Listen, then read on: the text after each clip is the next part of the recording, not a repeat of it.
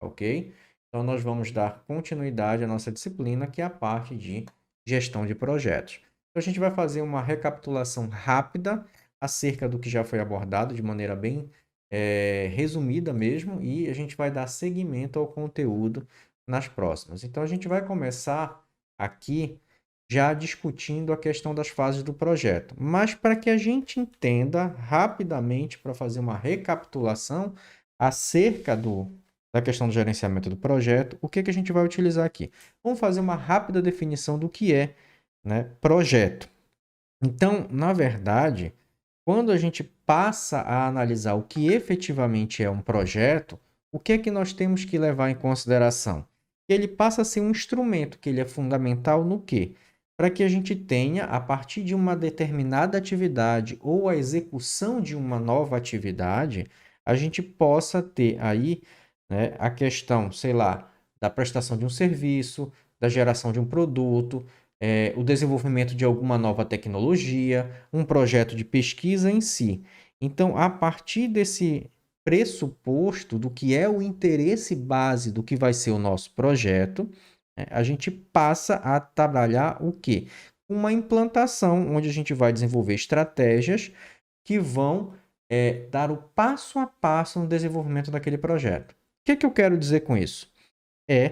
Por exemplo, uma implantação de etapas de maneira sequenciada para execução. Então, se eu for desenvolver um projeto na área de biotecnologia, por exemplo, tratamento de efluentes industriais.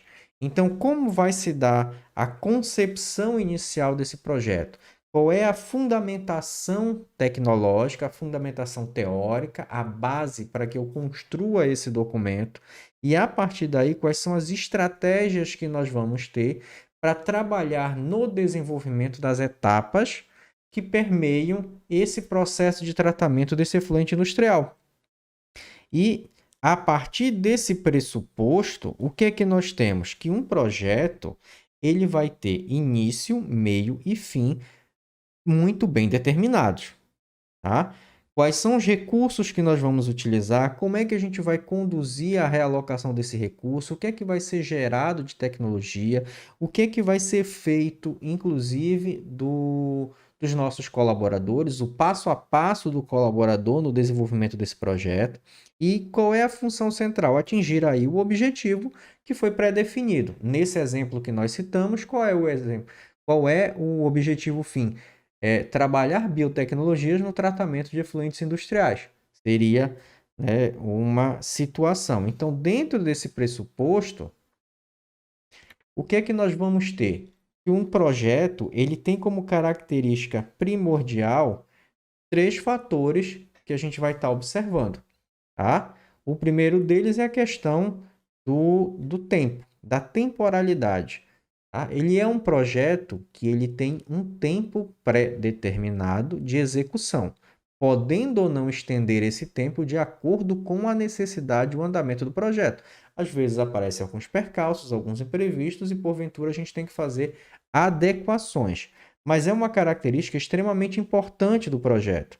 Tá? Todo projeto tem um início e um fim muito bem definidos. O que é que eu quero dizer com isso? O projeto ele passa, né, a ter um cronograma de execução e ele termina quando os objetivos no qual ele pretendia ser alcançado foram atingidos. A partir daí, a gente finda esse projeto.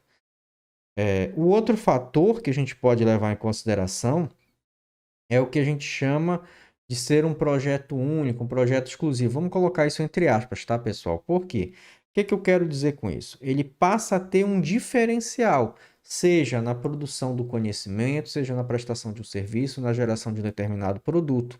Tá? Então, o que é que eu levo em consideração aqui? Eu vou ter que envolver fatores no sentido de fazer uma realização para que a gente tenha a execução desse projeto, tá? Sendo implementada com algum diferencial, algo significativo. Por que eu estou falando isso? Porque se a gente for levar em consideração, né, alguns fatores que são primordiais na execução de um projeto, como nós já citamos em sala de aula, o objetivo central aí é buscar o quê?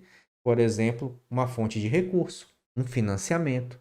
Então, eu tenho que ter um diferencial, eu tenho que ter uma exclusividade nesse projeto para que a partir daí a gente possa realmente efetivar ações onde a gente tenha, né, a consolidação desse projeto de maneira que ele possa ser um atrativo, algo diferenciado para conseguir ser financiado nesse sentido, tá?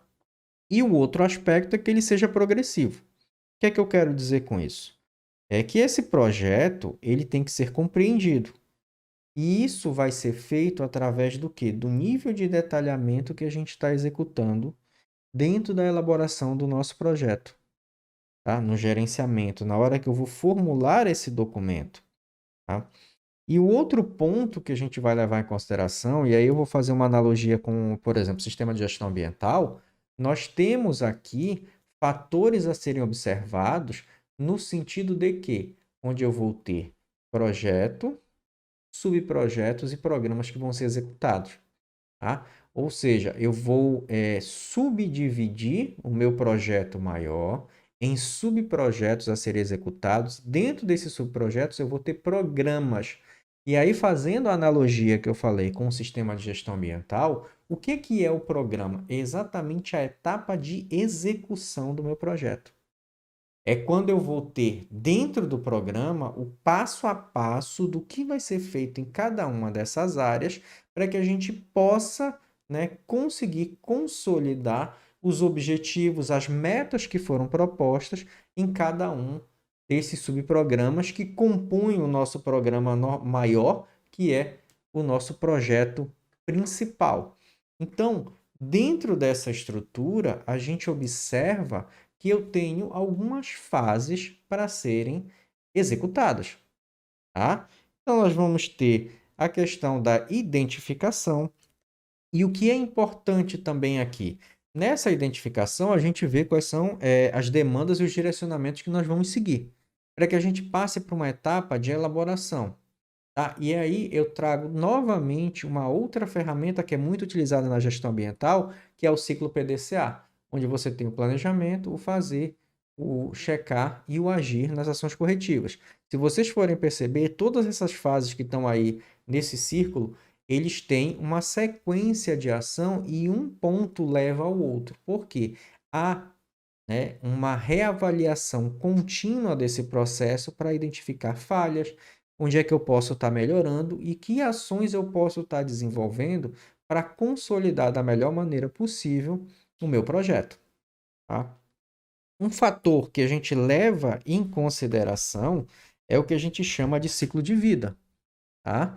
E fazendo analogia novamente com a parte da gestão ambiental, a gente tem duas situações que são importantes aqui para serem avaliadas. A questão do ciclo de vida do projeto, tá? E do gerenciamento do projeto, tá? Quando eu falo em ciclo de vida do projeto, o que eu levo em consideração, tá? É um conjunto de diversas fases que a partir daí a gente vai implementar dentro da execução central do nosso projeto, tá? Então, geralmente essas fases, como é que a gente vai fazer essa determinação? Pelas características específicas e necessidades que cada um desses projetos ou subprojetos vão ter, tá? Para que a partir daí a gente tenha o quê? Por exemplo, se eu estiver avaliando uma questão vamos falar de construção sustentável, por exemplo. Eu tenho que analisar a viabilidade, eu tenho que analisar planejamento, o desenho técnico, né? A parte da planta, o processo de construção em si e a entrega desse empreendimento. Então, o que vai ser? Eu tenho aqui uma série de etapas que eu vou estar observando que fazem parte do ciclo de vida do projeto, onde a gente tem começo, meio e fim para cada uma dessas etapas. Quando eu vou para o ciclo de vida do gerenciamento do projeto, o que é que eu tenho que observar? O que é que vai diferir? Aqui a gente já está utilizando o quê? Um conjunto de processos que a partir daí a gente vai seguir o passo a passo para que ele seja bem gerenciado. Então, eu tenho indicadores mais voltados para a questão operacional e outro mais voltado para a questão gerencial. Tá? Dentro da própria gestão ambiental, a gente tem os indicadores de desempenho ambiental através da avaliação de desempenho ambiental. Então, eu tenho indicadores operacionais, eu tenho indicadores gerenciais que me permitem avaliar desde a fase do gerenciamento à fase da execução e implementação do sistema. É bem similar, por analogia, o que a gente tem aqui quando a gente avalia ciclo de vida, tá, desses projetos. Então, partindo desse pressuposto, a gente fez a identificação, a elaboração inicial, faz a aprovação do projeto. Executa, faz a aplicação com base também nos indicadores na questão do ciclo de vida que a gente implementou. Avalia-se o projeto e volta para uma etapa de planejamento, onde a gente pode ter melhorias do sistema. Lembrem-se, ciclo PDCA é a base também que a gente pode trazer de aplicação dentro desse pressuposto. A partir daí, quando a gente vai para uma etapa onde eu tenho que fazer o planejamento de um projeto, o que a gente leva em consideração? Problemas, oportunidades, necessidades e demandas. Então, qual é o meu problema central? O que é que eu quero sanar nesse sentido? O que é que eu tenho de oportunidade diferencial? Por exemplo, vamos pegar o município de Altamira. Um problema. Eu teria, por exemplo, uma situação da questão do tratamento dos efluentes. Tá? Eu não tenho um sistema adequado de tratamento, não comporta toda a cidade. Eu posso começar a desenvolver ações nesse sentido? Posso.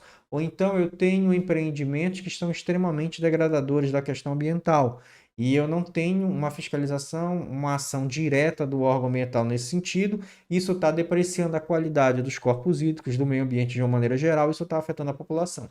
Então eu começo a identificar qual é o meu problema. Quais são as oportunidades que eu vou ter aí? A partir desse momento, o que é que a gente tem como oportunidade? Sanar um problema ambiental e melhorar a qualidade de vida através de tecnologias ambientais. Beleza. Tecnologias de tratamento mais eficientes, de repente mais em conta, né? E com isso a gente está vendo aí uma oportunidade para desenvolver um projeto captar recurso. Qual é a necessidade e qual é a demanda que eu tenho diante do meu problema e da minha oportunidade? Então, o que é que eu tenho de exemplos aqui? Obras físicas, políticas públicas, fontes de recursos, editais abertos, sustentabilidade, as ações de sustentabilidade que a gente vai estar desenvolvendo ao longo da nossa atuação profissional. Então, vamos puxar para a nossa área de engenharia ambiental e sanitária e, consequentemente, o que que a gente pode atuar no sentido com a vertente de sustentabilidade nos nossos projetos ambientais, nos nossos projetos de biotecnologia ambiental. Então, buscando os preceitos básicos da sustentabilidade, a gente identifica o nosso problema e a oportunidade de saná-lo da melhor maneira possível, identificando quais são as necessidades do meu público-alvo, tá? E as principais demandas. Voltando aos exemplos da situação dos efluentes. Então, eu não tenho tratamento, não tenho um sistema de esgotamento adequado, eu estou contaminando o solo, eu estou contaminando o corpo hídrico, eu estou causando problemas de saúde na população, eu tenho uma necessidade eminente de trabalhar o tratamento desses efluentes para que eles não sejam lançados de maneira inadequada, e eu tenho uma demanda muito grande que é a melhoria da qualidade de vida e da saúde da população. Como é que eu posso sanar esses problemas através de implementando tecnologias de tratamento de efluentes domésticos de águas residuárias de uma maneira geral, tá? Então, para que eu tenha isso, essa base de informações, o que é que eu preciso? Eu preciso gerar um diagnóstico, que é o contexto do meu projeto. Então, qual é a caracterização da situação do nosso público-alvo, tá? E os beneficiários no projeto. Tá? Então, a partir daí, nesse exemplo que eu falei, nós temos quem é o nosso público-alvo, a população do município. Quem são os beneficiários do projeto? A população do município. Neste caso, tá? Eu vou observar aspectos sociais, políticos, econômicos, culturais, tá? Demográficos e que vão, né, permear a situação objeto do projeto. Por quê? Eu tenho políticas públicas, eu tenho as questões socioeconômicas e demográficas daquela área, quais são as relações culturais que a população tem com aquela região e o que é que a gente pode estar levando em consideração. Um exemplo que eu passei logo, tanto na graduação no TCC, quando depois já atuando como engenheiro ambiental, que foram os projetos de geração de energia. Então, nós chegamos, isso aí, eu fazia parte da equipe dentro do meio lá de engenharia ambiental, E o que é que nós tínhamos numa situação? Foram elaborados alguns projetos para captar recursos, tá, para comunidades isoladas aqui no estado do Pará, para implantação de sistemas de geração de energia por biomassa. E quando nós chegamos na comunidade, e isso foi uma falha do projeto lá da UFPA na época, por quê? Não se teve um diálogo com a comunidade inicialmente. Então, nós simplesmente submetemos o projeto foi aprovado, ia ser liberado o recurso, vamos na área para começar a conversar e verificar com a comunidade. Chegamos lá, a comunidade simplesmente disse: mas para que nós queremos energia elétrica aqui? Nós não precisamos. Nós vivemos muito bem dessa maneira. Não temos necessidade. Mas o que é que aconteceu aí? Eu não levei em consideração as questões culturais e sociais que permeiam aquela comunidade. Eu quis impor um padrão de pensamento e um padrão de desenvolvimento ocidental, baseado num grupo de pessoas que vivem no centro urbano, têm uma alta demanda sobre energia elétrica e achava que todas as populações tinham que ter energia elétrica para se desenvolver, que era um bem extremamente necessário. Mas quando se chegou na comunidade, a comunidade retrucou e de imediato falou que eles não tinham interesse em energia elétrica na região, tá? Lá na vila, na comunidade deles. O que é que nós precisávamos fazer? Respeitar, porque era uma decisão da comunidade. Eu não posso chegar lá e simplesmente impor a implantação de um projeto de geração de energia. Qual foi o nosso erro? Não ter consultado a comunidade antes, né? Partimos do pressuposto que toda a comunidade anseia por energia elétrica para conforto, qualidade de vida e melhor desenvolvimento. Mas isso são padrões que nós temos em termos de pensamento. Não necessariamente todos corroboram para essa mesma linha de raciocínio. Então, é muito importante ter essa noção. O outro aspecto é a identificação, né, das expectativas das partes interessadas na ação, também, a partir daí, os beneficiários e tudo mais, quem são as partes interessadas, como é que essas partes interessadas vão ter vantagem na execução de um determinado projeto, na implantação de um determinado projeto. Identificação de antecedentes, iniciativas similares e referencial teórico que possa ter. Isso também é um outro ponto que a gente vai estar observando nesse sentido, tá? Para que a gente chegue aqui nessa questão a ser observado. Então, eu tenho consequências, alguns exemplos aqui, dentro dos centros urbanos, a questão do saneamento de uma maneira geral. Bueiros entupidos, enchentes, caos no trânsito, famílias desabrigadas, aumento do número de famílias desabrigadas e pedintes de rua. Qual é o meu problema central? Lixo nas ruas. E eu tenho uma série de consequências mediante ao meu problema central. Mas qual é a raiz do problema? Desse problema central, que é a questão do lixo na rua. Eu tenho pessoas que jogam lixo, não jogam nos cestos, jogam em qualquer lugar, não fazem o acondicionamento, descarte correto dos resíduos, tá, no local apropriado.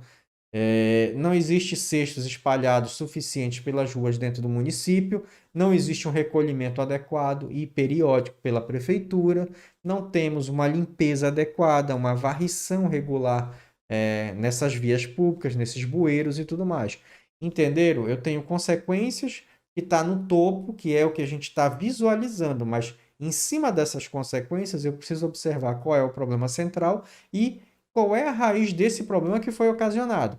Então, eu faço uma observação, principalmente nós, na área da engenharia ambiental e sanitária, de cima para baixo.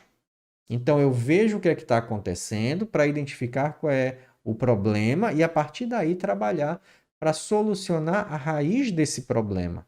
É essa linha de raciocínio que a gente vai estar observando.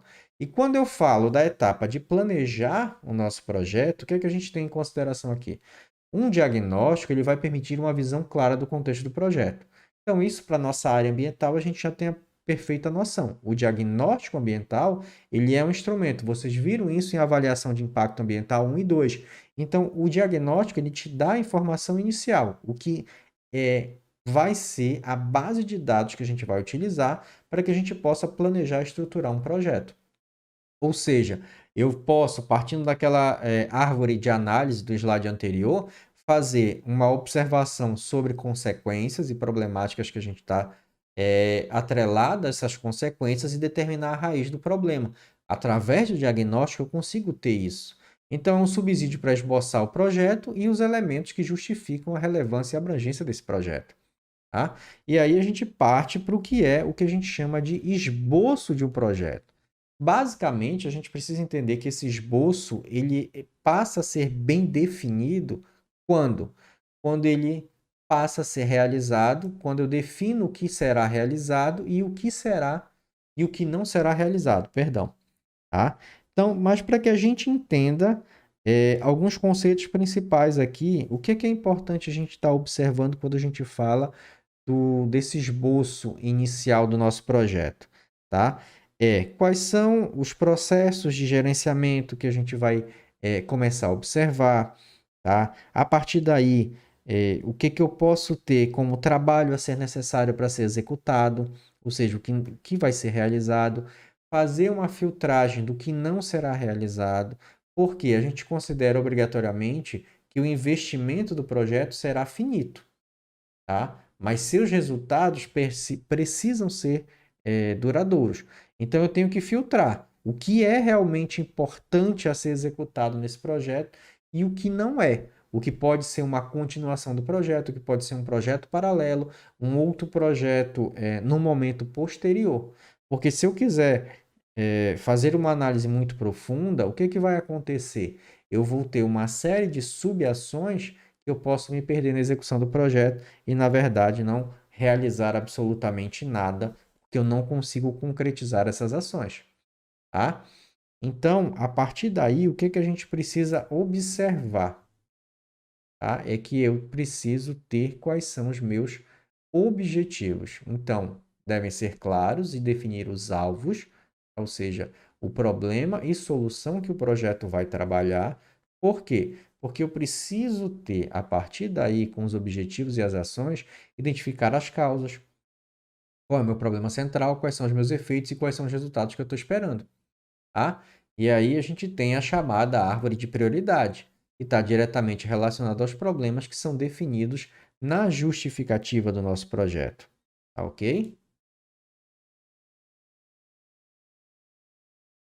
Então, para que a gente defina essa parte dos objetivos, novamente, como qualquer subprojeto que a gente já realizou, nós temos os objetivos gerais, indicam o impacto esperado do projeto, ou seja, a transformação que é esperada após a sua concepção, e os específicos, desdobramentos, objetivos menores, que a gente visa alcançar e que chegue no nosso objetivo maior.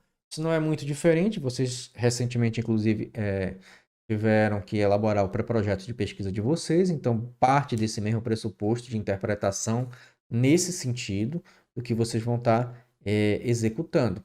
E quais são as entregas desse projeto? O que é que eu quero dizer quando a gente está falando de entregas? Primeiro, situações tangíveis que a gente espera alcançar e a partir daí quais são as realizações das atividades que a gente vai executar nesse projeto.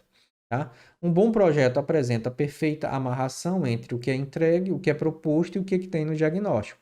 Ou seja, eu tenho uma sequência. Nós montamos um diagnóstico, identificamos as consequências, os problemas e a raiz do problema, e temos como proposta a solução da raiz desse problema e o que, que a gente está entregando. Né? Melhoria da qualidade, um sistema de saneamento mais adequado, saúde para a população, uma série de outras situações. Então, uma boa descrição das entregas que são propostas vai auxiliar a continuidade do teu projeto, bem como a atração de apoiadores, ou seja, fontes de financiamento. E posteriormente a questão da tua gestão também, porque tu tivestes uma boa definição nesse sentido. As atividades e os procedimentos. Então, o que a gente tem? Quais são os meios que foram colocados em prática para gerar as entregas e atingir os objetivos? E qual é a descrição dessas entregas? Porque aí existe um detalhamento dessas atividades e ele passa a ser crucial na elaboração de um projeto. Tá? Então, o que é que nós temos aqui de informação? O início do desenvolvimento de um projeto, onde eu tenho um anteprojeto e princípios de solução. Então, faça uma analogia com o projeto de pesquisa de TCC de vocês. Vocês montaram um pré-projeto agora, tá? Onde vocês identificaram uma situação, problema, partiram para uma justificativa da necessidade e viabilidade do estudo de vocês e vocês vão estar propondo o quê? Uma solução. Através dos objetivos de vocês, vocês vão analisar e propor alguma coisa relevante. Depois eu tenho o projeto preliminar, as especificações, ou seja, um detalhamento maior, que é o avanço desse projeto, o projeto detalhado em si e o planejamento do processo produtivo, ou planejamento do processo de execução do projeto de vocês, por exemplo, de TCC. Tá? Só que eu tenho um fluxo aqui, né, de aprofundamento que ele passa a ser informal e ele tem vias de acesso onde vai perpassar por cada uma dessas etapas, porque são consequências e há um melhoramento na implementação e nas ações que vocês vão desempenhar para a execução desse projeto. Tá? Então, o que a gente chama que o projeto está bem amarrado? Primeiro, a gente tem que fazer alguns questionamentos a esse respeito. As atividades propostas são suficientes e levam à produção dos resultados definidos? Então, vamos lá. Trazendo para a analogia do projeto de TCC de vocês. Vocês têm uma proposta de estudo, tá? O que vocês estão se propondo lá, os objetivos e a metodologia de vocês, vai me levar à produção dos resultados esperados? Os resultados definidos, uma vez produzidos, vão levar ao alcance dos objetivos específicos de vocês? Tá? O alcance dos objetivos específicos irá proporcionar também contemplar o objetivo geral e atingir o objetivo geral. Tá? Terá impacto positivo no problema e na demanda identificada. Então, pela análise do projeto de vocês, a gente faz essas observações. Vocês podem ver, novamente, nós estamos indo do topo para a base. Qual era a base de vocês? O objetivo geral. Mas para eu identificar o objetivo geral e a concretização dele, eu tenho que ver como é que foram definidos os específicos, depois quais são os resultados que vão ser produzidos com base no alcance desses objetivos, para que a gente tenha qual é a atividade proposta que vai produzir um resultado definido, que é a concretização da solução de um determinado problema de pesquisa de vocês. Tá? A etapa de avaliação do projeto. Trata-se do exame sistemático e objetivo, que tem o que? A função de contemplar uma avaliação sobre o desempenho, a implementação e os resultados. E aí, se tem eficiência, efetividade, um impacto positivo, se tem sustentabilidade e a relevância dos objetivos que foram propostos no teu projeto. A partir daí, o propósito é guiar os tomadores de decisão, onde a gente vai orientar quanto à continuidade, a necessidade de ações de correção, tá? A suspensão, se for o caso, tá? De uma determinada política, um determinado programa que, porventura, a gente está vendo que não está se consolidando da melhor maneira possível. Então, a gente também tem que entrar nessa linha de raciocínio. Tá? E nesse processo de avaliação do projeto, a gente vai ter os dados do nosso público-alvo antes e depois da intervenção. Nós não montamos um diagnóstico, então a gente tem a situação base, a situação no tempo T0. E a partir daí da implementação e com as possíveis mudanças que vão ser causadas pela implementação desse projeto, a gente tem um tempo depois de interpretação desses dados e verificar o que evoluiu ou não com a execução do projeto. E aí você tem como mensurar no relatório técnico e avaliar a efetividade do projeto. Tá? E um bom instrumento é o mapeamento dos beneficiários, fazer esse monitoramento para saber o que realmente trouxe de vantagem e o que mudou na realidade, por exemplo, de uma população atingida por um projeto de sustentabilidade ambiental. Tá? Um bom mapeamento contém informações relativas aos indicadores do projeto, novamente, indicadores operacionais, indicadores gerenciais que a gente tem para permear uma avaliação de desempenho. Então, alguns parâmetros de avaliação dos projetos, os nossos chamados indicadores dos projetos. O que a gente vai ter aqui? É uma régua, ou seja, um padrão que ajuda a mensurar e avaliar qualquer tipo de variação em dimensões de realidade que sejam relevantes. Tá? Para o quê? Para atingir os objetivos que foram propostos no nosso projeto. Então, através desses indicadores, nós vamos ter evidências do andamento das atividades, do alcance dos resultados e da realização dos objetivos que foram propostos na implementação desse projeto. Então, continuando os indicadores do projeto, o que é que a gente vai ter? A gente vai ter uma possibilidade de medir a evolução de um determinado projeto e, a partir daí, qual é a participação da comunidade nesse sentido. Então, eu identifico quais são as dimensões mais fundamentais, desde o conceito do projeto, para que a gente defina algumas variáveis. E aí a gente tem uma mensuração mais real, ou seja, mais apropriada para medir essa variação da execução do nosso projeto. Então, aqui a gente tem alguns exemplos. Então, vamos pegar aqui como um conceito uma participação comunitária num determinado projeto de sustentabilidade ambiental.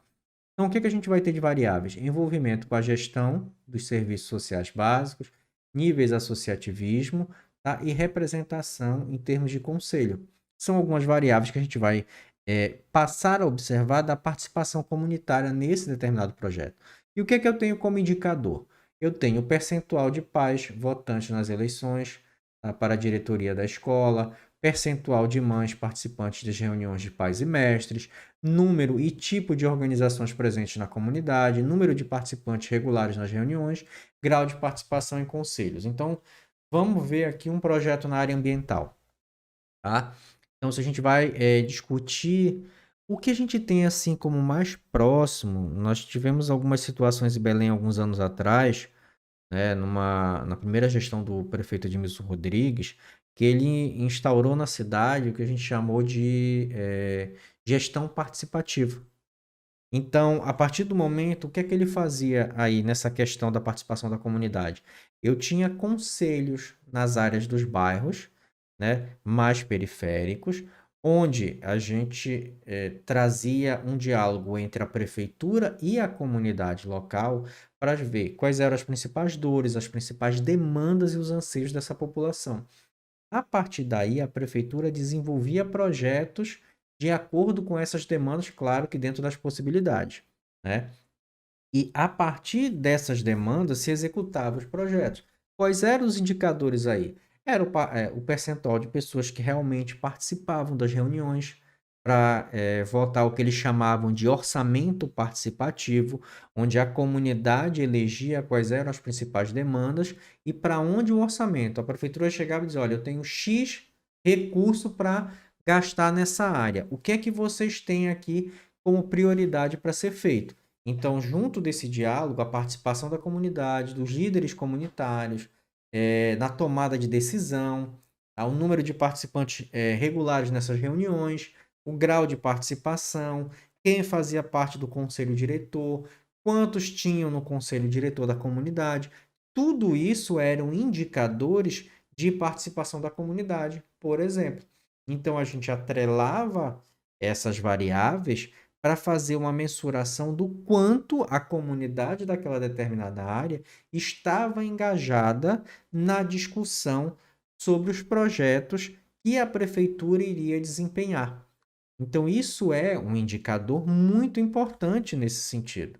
Outros exemplos que a gente tem para indicador social, questão de educação, saúde, renda, moradia, questões ambientais, violência e segurança pública. Se a gente for trazer isso para a nossa área, para a área ambiental, o que que a gente vai fazer? Normalmente a gente aplica um questionário. Eu já orientei projetos de TCC que falavam sobre a questão de unidades de conservação e a gestão dessas unidades de conservação.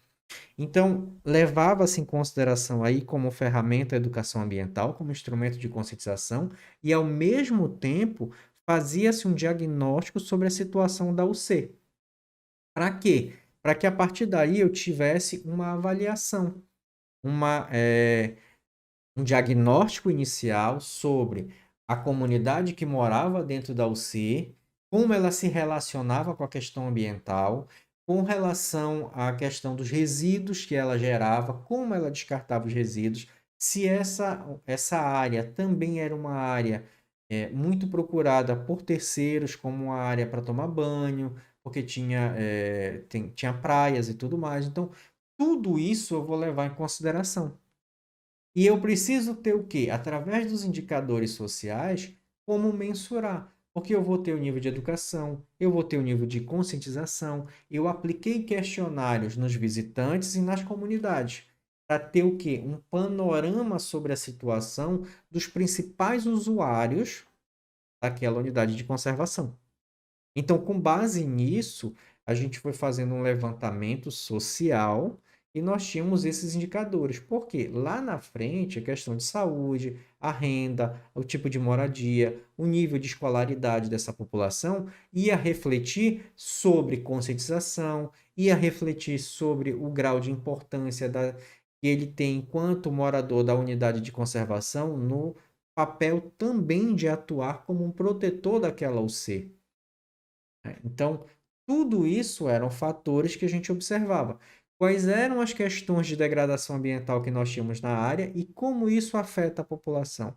Através desses indicadores sociais, desses levantamentos, desses questionários, nós temos condição de ter uma noção desse panorama. E a partir daí eu vou trazer esses dados para começar a discutir essas informações acerca do nosso projeto. Tá? Então, tudo é válido, logo que adequado para a realidade e o tipo de projeto que a gente está desempenhando. Tá?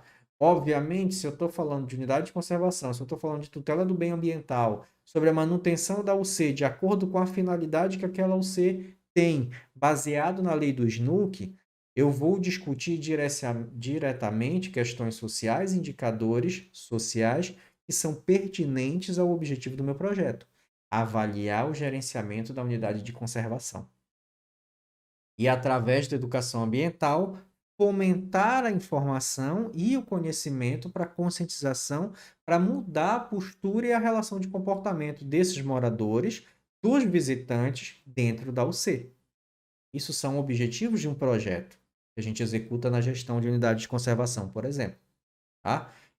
No caso aí, nós temos como indicador, também nesse slide, violências e segurança pública. Não era o objetivo fim ali. Então, esse indicador, nesse caso aí, não necessariamente se aplicava ao nosso projeto naquele momento de levantamento, de diagnóstico que estava sendo feito sobre a área para que a gente pudesse atrelar os indicadores. Então, quando eu falo de indicadores também do projeto, os operacionais monitoram a evolução desse projeto. E aí a base está o quê? Na questão do orçamento e do cronograma de execução das etapas desse nosso projeto. Vão indicar se os recursos previstos estão disponibilizados na quantidade, forma e tempo adequados à realização desse nosso projeto.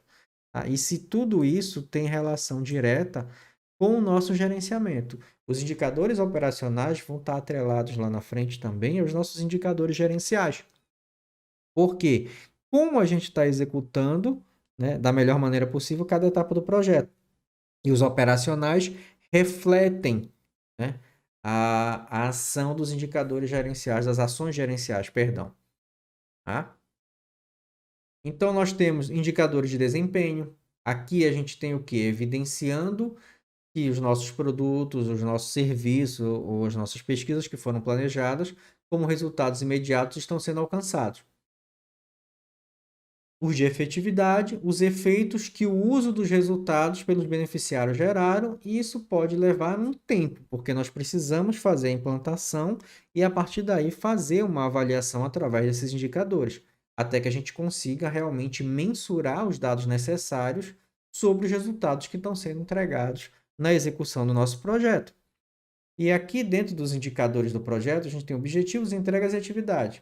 Quando eu vou para objetivos, eu tenho relacionado os de efetividade.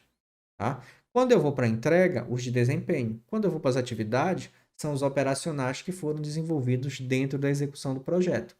Ok? Então, a gente vai alinhando de acordo com o que a gente tem que avaliar diante da implementação do nosso projeto. Tá? Cronograma e orçamento do projeto. Então, basicamente, para eu ter cronograma e orçamento, eu já preciso ter o esboço do projeto, os produtos que vão ser gerados, as entregas que nós vamos desempenhar, o tipo de serviço que a gente vai oferecer, quais são as atividades, os procedimentos, o alvo de intervenção, os parâmetros de avaliação que eu vou ter, e aí eu vou atrelar os nossos indicadores, e também, a partir daí, eu vou ter que observar o quê? Né? O que eu vou precisar a partir de agora. Saber a duração das atividades do projeto e quanto vai custar.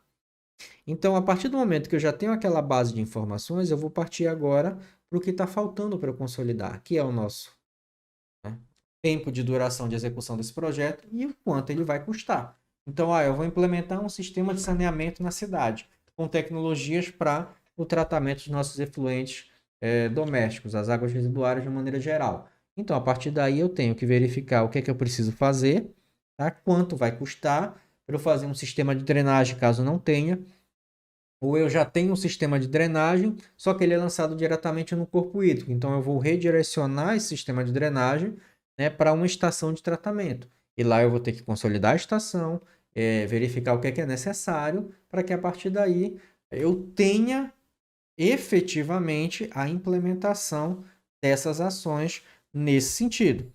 Então, o que a gente vai passar a observar aqui é a questão também, nesse primeiro momento, dos custos de um determinado projeto, tá? Para que a gente possa. Só que aí eu preciso entender que, quando eu estou falando de custo, eu estou verificando quais são os processos necessários que vão assegurar para que esse projeto seja concluído. Lembre-se que nós falamos que ele tem início, meio e fim. E para cada uma dessas etapas, de maneira bem simplória, nós temos recursos a ser viabilizados para a estruturação, tá? Dentro de um orçamento que ele foi aprovado, porque você vai apresentar um orçamento no seu projeto, a partir do momento que o seu projeto é aprovado, aquele orçamento está aprovado. Então, aquilo é o custo do projeto. Tem que se tomar muito cuidado, principalmente para que eu não extrapole esse custo. Porque muitas vezes a fonte financiadora não vai te proporcionar aditivos nesse sentido, tá ok? Então, sendo assim, a gente tem que basicamente, né, ter. E aí eu tenho que avaliar e eu posso ter uma metodologia que a gente vai dividir em três processos básicos desse planejamento. O primeiro é a questão do controle, que vai compor a questão do gerenciamento de custos. Tá? Então, dessa forma, o que a gente vai ter? Os principais processos que estão relacionados ao gerenciamento do custo do nosso projeto têm relação direta, tá? E detalhado por etapas. Então, eu vou ter o planejamento do recurso, onde eu tenho a definição desse recurso. O que é que eu quero dizer com isso? Quais são as pessoas que eu vou utilizar, quantitativo de colaboradores, equipamentos, materiais e a quantidade necessária para que a gente execute cada uma das atividades do nosso projeto, que já estão muito bem definidos na estruturação. Depois, qual é a estimativa de custo? Então, a gente vai ter que ter, lógico, uma aproximação. Isso é uma estimativa. Claro que a gente vai fazer uma pesquisa detalhada para tentar se aproximar o máximo da realidade possível. Então, essa estimativa desses custos é o que a gente vai ter como necessidade para a conclusão das atividades do nosso projeto. Depois, um orçamento de realmente mais elaborado. Então, a gente vai ter uma distribuição dessa estimativa total do projeto, né, para cada uma das etapas e quanto se vai gastar efetivamente. O que é que eu vou fazer de aquisição de material, quanto é que eu vou pagar a hora-aula dos profissionais que vão executar o projeto e por aí vai. A hora-aula já, a hora de serviço, perdão. Tá? E o controle de custo propriamente dito, onde a gente tem aqui as possibilidades de alteração do orçamento do projeto. E o que a gente vê muito, que a gente chama, que é a chamada rubrica. Né? E qual é a rubrica que eu vou estar utilizando? Às vezes, há uma realocação de recurso entre as próprias rubricas. De repente, eu joguei lá 100 mil reais para pagamento de mão de obra e coloquei 200 mil reais na aquisição de material de consumo. E de repente eu estou vendo que eu estou conseguindo resolver meu problema e eu não estou gastando 100 mil com mão de obra, estou gastando 70 mil. Não vou precisar de mais, vai sobrar 30 mil, eu posso fazer uma alteração de rubrica e realocar esse recurso para uma outra área com uma outra destinação. Claro que para fazer isso precisa toda uma justificativa, eu vou demonstrar que há uma alteração, que eu estou realocando recurso nesse sentido, mediante uma necessidade para aquisição de bens de consumo e uma redução do custo na questão de colaborador de uma maneira geral. Nós temos aqui a estimativa de custo, por exemplo. Identificar os recursos físicos e as quantidades necessárias para a execução das atividades. Despesas de custeio, investimentos, com viagem, com pessoal, com impostos e taxas, serviços de pessoas físicas, serviços de pessoas jurídicas, outras despesas. Então, imaginem aí que eu tenho um leque de possibilidades. Há uma receita de bolo? Não, eu vou ter que analisar caso a caso. Por exemplo, como mão de obra, como hora aula e treinamento, que outros projetos não vão ter. Tá? Então, dessa despesa pessoal, como é que isso vai ser distribuído? Eu vou pagar engenheiros, eu vou pagar a parte de treinamento, eu vou pagar capacitações, eu vou passar a pagar pela execução de um determinado, prestação de um determinado serviço. O que é que vai ser colocado ali como despesa de pessoal? Despesas de custeio. Ah, eu vou ter deslocamento, então eu tenho viagens, eu preciso verificar diárias, eu preciso verificar custo de passagem ou realocar recurso para combustível se tiver veículo próprio no projeto e por aí vai.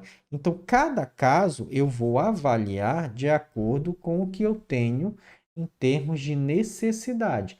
E o que a gente chama aqui de um orçamento de projeto. Aqui a gente tem alguns exemplos. Então, eu tenho algumas atividades, por exemplo, estruturação de diagnóstico, tá?